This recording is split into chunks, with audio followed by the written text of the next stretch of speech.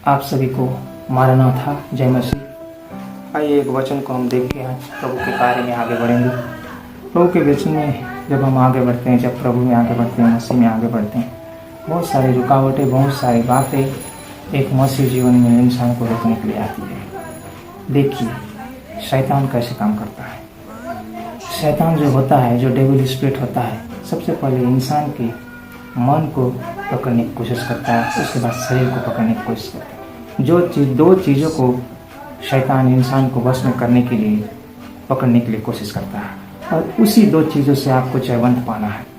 पहली आपकी बुद्धि को पकड़ने की कोशिश करेगा, दूसरी आपको शरीर, बॉडी को आपको पकड़ने की कोशिश करेगा, और इसी माध्यम से शैतान आपको अपने वश में कोशिश करेगा। और जब मसीह जीवन शुरू होती है मसीह लोगों की, तो इस दो चीज़ों को के सामने वो हार जाते हैं, घुटने टेक देते हैं, क्योंकि उसे मालूम नहीं क्योंकि शैतान को कैसे करके जीतना है और कैसे उसे हराना है, कैसे जयवंत मसीह जीवन जीना है, सफल जीवन जीना है, उसे लोगों को मालूम है। इसलिए जब शैतान आपके निकट आता है तो बहुत सारे झूठ को लेकर आता है, बहुत सारे गंदे सोच विचार भावनाओं को लेकर आता है, और उससे कैसे जयवंत पाएँ, उससे कैसे हम जीते, कैसे उसे पार, उस परीक्षा से पार हो जाएं, इसे जानने के लिए इस वीडियो को आप देखिए। यहाँ वचन में लिखता है, दूसरा कुरिन्थियों की पुस्तक 9वां अध्याय में पौलुस प्रेरित अपने कलीसियाओं को इन सब सारी बातों से छुटकारा पाने के लिए, जीतने के लिए एक विषय को बताते हैं। आइए हम देखेंगे। दूसरा कुरिन्थियों 9वां अध्याय 3 पद में लिखता है, क्योंकि यद्यपि हम शरीर में चलते फिरते हैं तो भी शरीर के अनुसार नहीं लड़ते, क्योंकि हमारी लड़ाई के हथियार शारीरिक नहीं पर गढ़ों को उठा देने के लिए परमेश्वर के द्वारा सामर्थ्य है। इसमें बताया जा रहा है कि हमारे पास एक हथियार दिया गया है, एक सामान दिया गया है जो परमेश्वर की ओर से है, जो बड़े बड़े घर को, बड़े बड़े नगर को, बड़े बड़े दीवार को, बड़े बड़े रुकावट को, बड़े बड़े जाल को तोड़ सकता है, ढा सकता है, नाश कर सकता है। और देखिए, सबसे पहले शैतान आपके पास दो चीज़ों को लेकर आएगा। पहली आपका संदेह करना, डाउट करना, झूठी बातों को लेकर आएगा। दूसरी बात आपके जीवन में व्यभिचार को लेकर आएगा, लोभ को, लालच को लेकर आएगा। इससे परास्त कैसे होना, इससे जयवंत कैसे होना, इससे कैसे जीतना है, आइए एक वचन को नया नियम से हम देख के आगे बढ़ेंगे। मत्ती रचित सुसमाचार 4 अध्याय को हम खोलते हैं कि शैतान प्रभु के पास में आया। प्रभु यीशु मसीह के पास में शैतान परखने के लिए आया और प्रभु के सामने बहुत सारी बातों को रखने लगा। देखिए शैतान कैसा चालाक है, कैसा धूर्त है, कैसे लोगों के पास आता है। बाइबल बताती है, मत्ती रचित सुसमाचार 4 अध्याय 1 पद में, तब आत्मा यीशु को जंगल में ले गया ताकि इब्लिस से उसकी परीक्षा हो। वो 40 दिन और 40 रात निराहार रहा, तब उसे भूख लगी। तब परखने वाले ने पास आकर उससे कहा, यदि तू परमेश्वर का पुत्र है तो कह दे कि ये पत्थर रोटियां बन जाए। आमीन। प्रभु यीशु मसीह आत्मा की अगुवाई से जंगल में गए और 40 दिन 40 रात उस मरुभूमि में, उस जगह में उन्होंने उपवास को किया, एक साधन, एक तपस्या को किया।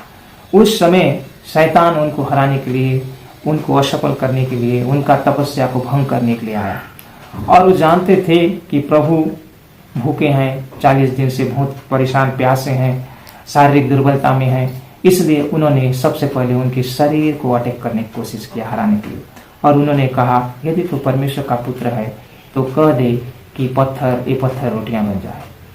उसने कहा कि तो प्रभु का सही में पुत्र है, सही में तो परमेश्वर का पुत्र है। एक शक को लेके आया, एक झूठी बात को उसने लेके आया और प्रभु को उकसाने का कोशिश किया। अगर प्रभु सोचते, कहते, हाँ मैं परमेश्वर का पुत्र हूँ, इसमें क्या शक है, मैं इस पत्थर को रोटी बना देता हूँ, वो बना सकते थे। लेकिन वो जानते थे कि शैतान एक झूठ को लेके आया है। आदम की बगीचा में भी यही हुआ, आदम के पास, हवा के पास, कि शैतान एक झूठ को लेके आया। जब उस फल को हवा ने देखा और उसमें उसका मन आ गया, तो शैतान एक झूठी बात को लेके आया, क्या सचमुच तुम्हें किसी भी बगीचा का कोई भी फल को खाने के लिए प्रभु मना किया है?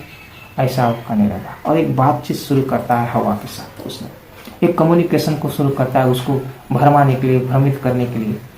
और हवा से पूछने लगा शैतान आदम की बगीचा में आके, क्या परमेश्वर ने कहा है किसी भी फल को ना खाओ?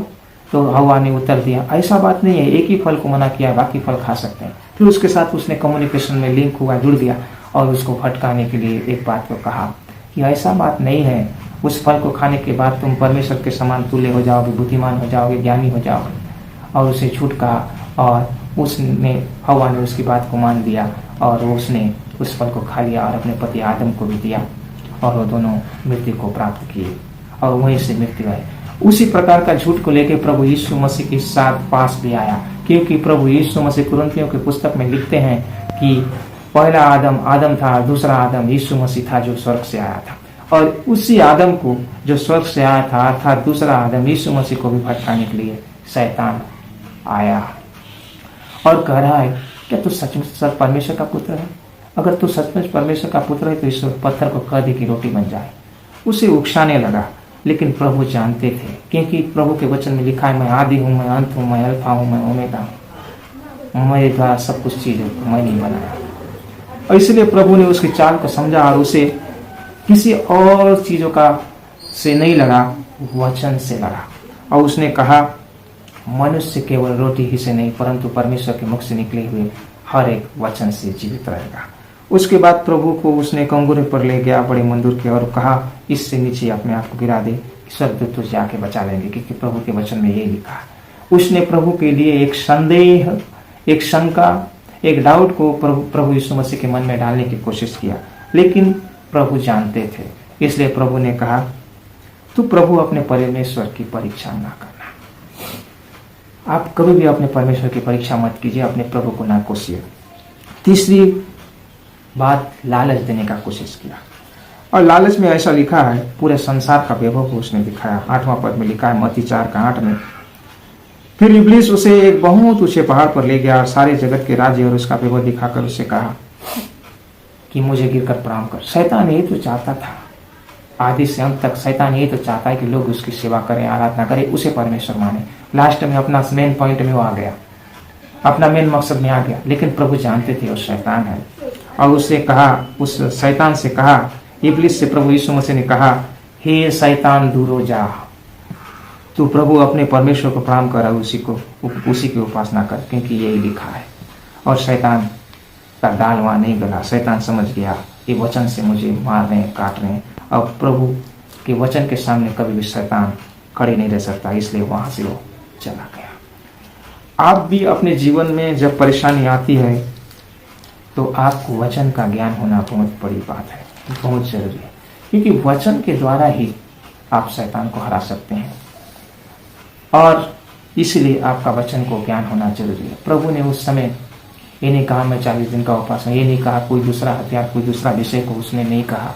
उसने एक ही बात कहा, वचन कहा, वचन के द्वारा शैतान को परास्त किया, हराया और जयवंत हुआ। वचन के द्वारा ही आप जीत सकते हैं। देखिए मसीह जीवन में 2 परीक्षाएं, जब आप बढ़ते रहते हैं मसीह जीवन में 2 परीक्षाएं आती है। पहला, आपकी बुद्धि में बहुत सारे झूठी बातों को शैतान लेके आना चाहेगा, गंदी बातों को लेके आना चाहेगा।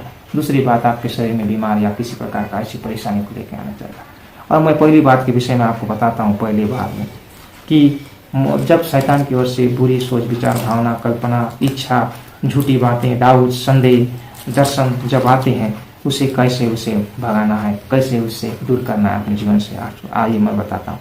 जब आपके मन में कोई गंदी बात, गंदी सोच, गंदे विचार आए तो आपको वचन के द्वारा उससे दूर करना है। वो सर को पकड़ के ऐसा बैठना नहीं है, इससे कुछ होने वाला नहीं है, इससे शैतान नहीं जाएगा, इससे आप शैतान पर जयवंत नहीं पा सकते हैं। आपके मन में कोई विचार, कोई गंदी बातें, झूठी बातें जब शैतान आपको लेके आए तो उसे वचन के द्वारा उसे दूर करना है और जीतना है। बाइबल बताती है शैतान तेजों में स्वर्गदूत का रूप ले सकता है। देखिए शैतान एक स्वर्गदूत के रूप में आपके पास आएगा, एक ऐसे झूठे दर्शन के रूप में आएगा, लेकिन आपको उसे पहचानना है। जब शैतान आपके मन में बुरी सोच, बुरी विचार, गंदी बातों को लेके आता है, ये विचार की बातों को लेके आता है, तो आपको एक वचन को उसके सामने बोलना है। फिलिपियों 4:8 पद में लिखा है, इसलिए हे भाइयों, जो जो बातें सत्य हैं और जो जो बातें आदरणीय हैं और जो जो बातें उचित है और जो जो बातें पवित्र हैं और जो जो बातें सुहावना है और जो जो बातें मन भावनी है, अर्थात जो भी सद्गुण और प्रशंसा की बातें हैं, उन पर ध्यान लगाया करो।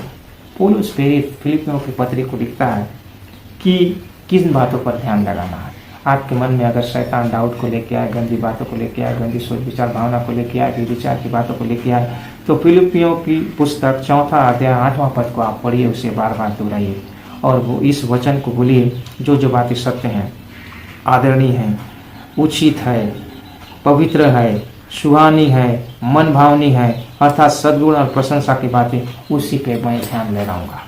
और ये सारी झूठी बातें जो शैतान की ओर से आया है वो मेरी ओर से नहीं है, शैतान की ओर से है, ऐसा बोल के उसे प्रभु इस वचन के द्वारा प्रभु यीशु मसीह के नाम में दूर हो बोल के आप आज्ञा दीजिए, वो जाने लगेगी। क्योंकि प्रभु यीशु मसीह को भी जब शैतान आया परखा तो प्रभु ने भी उसे वचन के द्वारा ही शैतान को भगाया।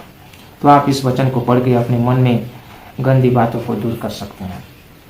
और दूसरी बातें के विषय में आपको मैं बताता हूँ कि बहुत सारे परमेश्वर के दास भक्त बताते हैं कि जब अगर आपके मन में कोई गंदी बातें आए तो सबसे पहले आप प्रभु की वेदी के निकट जाइए, प्रभु के निकट जाइए और अपने मुख से खोल के, मुंह से बोल के प्रभु को बताइए, ये बातें मेरे मन में आ रही है प्रभु, ये परेशानी आ रही है प्रभु, इससे आप दूर कीजिए। जब आप अपने मन की बातों को प्रभु के निकट मुंह से बोल के खोल के आप जब रखेंगे तो प्रभु आपकी प्रार्थना को सुनेगा, प्रभु आपके विषय को सुनेगा और उसे दूर करेगा। और बता रहा है इसमें पहला कुरिन्थियों 10:5 में, हम थोड़ी देर पढ़ के उसको आगे बढ़ेंगे।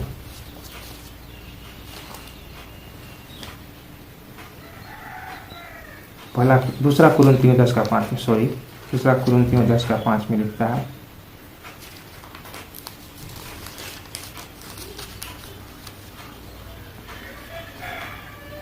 इसमें लिखता है, हम दूसरा कुरिन्थियों 10:5 में लिखता है, इसलिए हम कल्पनाओं और हर एक ऊंची बात का जो परमेश्वर की पहचान के विरोध में उठती है खंडन करते हैं और हर एक भावना को कैद करके मसीह का आज्ञाकारी बना देते हैं। ये 2 वचन को आप हमेशा याद रखिए।